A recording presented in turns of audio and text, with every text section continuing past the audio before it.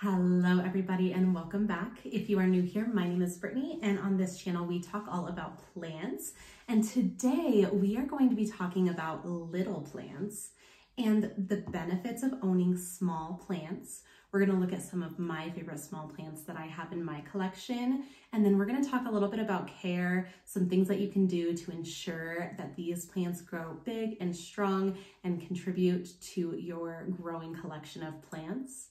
So if you are into little plants, into caring for houseplants, stick around and let's talk small houseplants.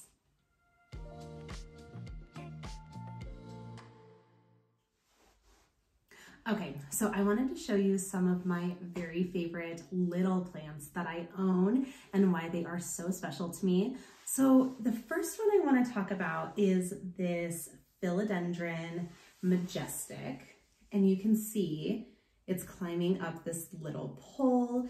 And this one is so special because when I first received it, it was only about this tall. And I've only had it for, I would say, 4 or 5 months now. And it has grown so much. And it's so satisfying to be able to do another wrap around this trellis every time it pops out a new leaf. And as it grows, the leaves are getting bigger. So you can see here is what it looked like when it first got to me. And now here is what these leaves, I guess, are looking like. So I don't think it focused, but it's really doubled in size, and it's so satisfying to know that because of my care, it's growing and it's really showing that it's happy in its environment. The second one that I want to talk about that I really enjoy, it's no longer a small plant, but at one point, this Tradescantia was literally a 2-leaf cutting. It came to me almost a year ago, and it had pretty much died in the mail because I had ordered it, and I put it into some new soil, cared for it, put it next to the window in my kitchen, and in less than a year, this thing has, I mean, quadrupled times 5. Like, it is so huge and so satisfying and so happy. And so having this tiny little plant was such a benefit because I got to see the growth, I got to experience it, I got to learn from it. The third one that I want to talk about is this tiny little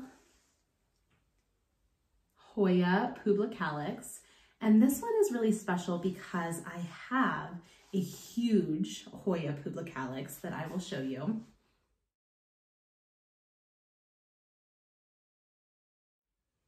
And this one was a cutting that I propagated in water. I cut it, placed it into some water. It was just like a 1-leaf cutting. And then after it rooted, I planted it into some soil, and now it is really taking off to the point that I need a trellis for it. So getting these cuttings, even if they're not rooted as a small plant, can be super cost effective and also so satisfying. I plan on using this plant as a Christmas gift this year for somebody that I care about, and knowing that it came off of my plant and that I created this new little baby plant from my great big mother plant. So satisfying. A couple others. I have this cute little Syngonium. Look how pretty. Some plants are honestly just cuter when they're little. I think the Syngoniums, when they're huge and have these great big leaves, are really cool, but you cannot tell me that this is not adorable. Same thing with this little snake plant. This is a moonshine, I think, snake plant. It's just so stinking cute. It's starting to grow a second leaf, so that's pretty exciting. And then the very last one is this tiny little Hoya. It's the Hoya Super Silver Moon, something like that. I'll put it down. I'll put the words up. But this thing, it's so compact, and the fact that it's so tiny, it just brings me joy. And I think if it was huge and had to be on a trellis, I think I would like it a lot, but I just love how cute it is. I mean, stop. If you have a tiny plant that you love, tell us about it in the comments, because we're just admiring at this point. We'll just call this chapter of the video Admiring Little Plants. So share, timestamp, so that way it pops up in this point in the video, your favorite tiny plant.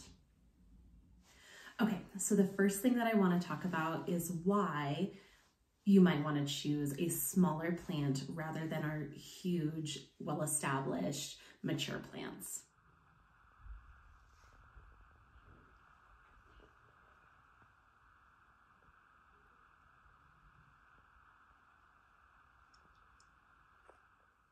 So the first reason is price point.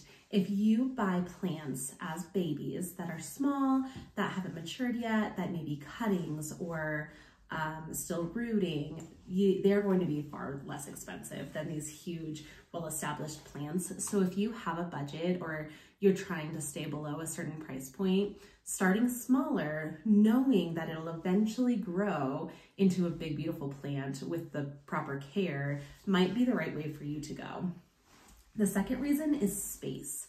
If you want a ton of plants in your home, lots of different species and varieties and colors, you might be limited on space, and starting small can kind of help you to build that collection while not taking over your whole house or interrupting your other spaces that like your family is, you know, trying to live in. The third reason is aesthetic. So if you have smaller plants, you can get a variety of the same species of plants, a variety of colors, a variety of shapes, and it can match all of the areas of your home without completely taking over or feeling like you can only get one plant for said space. The fourth reason is care. Starting smaller, you can learn the care. It takes less water, it takes less fertilizer, there's more room in your household for lighting. So it's gonna be easier care than starting really large, and it might be more manageable if you're a really busy person like me. I have a bunch of kids that live in my house and I teach full time. Having a little bit easier care situation for my plants makes me feel less overwhelmed, less stressed out. And that's the point, you guys. I'm gonna pause and talk about our hobbies should not be something that bring us extra stress. So if you're trying to grow your collection to be, you know, this outstanding collection with all these rare plants and all these different variegations, and it's causing you a ton of stress, it might be time to kind of analyze, like, is this bringing me joy, or is having these little plants that I have the time to care for, that look really cute and that make me happy, even if they're not the most expensive, gigantic, variegated plants, is that okay for me and my lifestyle at this time? So something to think about if you're starting to feel the stress of caring for a lot of big plants. Okay, reason number 5 why choosing small plants might be the best option, and that is education. So it's easier to educate yourself through trial and error on these smaller plants before you have a really high maintenance, larger plant. So if you get something small, you can take the time to learn about it. It's a lot more obvious when it's having issues. If you have a pest, you can tell right away. If there's watering issues, you can get to know the plant a little bit better. And especially if it's less costly, it feels a lot less painful if for whatever reason you do lose the plant than one that you spent more money on. That might be a little bit more of a heartbreak. So education is really important when buying a new plant. It's gonna get you a lot further. The next reason is having these small plants does bring scientifically proven stress reduction to your day. So being able to put them in places that you can see them throughout your home reduces stress. It brings you happiness to see them grow and thrive, and you know that you contributed in their happiness and their care. So having these little plants just makes you happy and makes your day a little bit better. Okay, so the last thing that I want to talk about in our little sit and get is ways to ensure that your plants are going to be happy and healthy and grow really big. And the first thing is going to be the conditions. So really researching the plant and its needs. And I'm not going to touch a lot on light and water and fertilizer because I have quite a few videos about almost every plant that I own in my collection in terms of care guides. And there is so much out on the internet, on different websites and different apps that you can find that I'm not even gonna go there. I am gonna touch on a couple different things that I have done through my time as like a plant parent that has worked for me. So the first thing is consistency, like having weekly check-ins with my plants, putting a moisture meter or a wooden skewer down in the plants to check for moisture. If they need watered, until I really learn that plant, I'm checking constantly, weekly. I'm weekly pruning my plants, pulling off dead leaves, looking at if it needs trimmed down for propagation. I'm also weekly cleaning my leaves because a dirty leaf does not photosynthesize the same way that a clean leaf does. So just taking a microfiber rag and like a leaf shine or just, water and cleaning those leaves off weekly is really going to lead to your best chance of substantial growth. The second thing that I have done is adjusting seasonally. So as the weather changes, I live in Wyoming, so we have 4 seasons, adjusting lighting. So do I need to add more grow lights to my plant room? Adjusting temperature. Does it need to be a little bit warmer in my plant room in the winter? Adjusting humidity, because we don't actually have humidity in Wyoming, so I'm always giving humidity. But do I need to be misting some of my plants more often? Do I need to add more humidity to the room?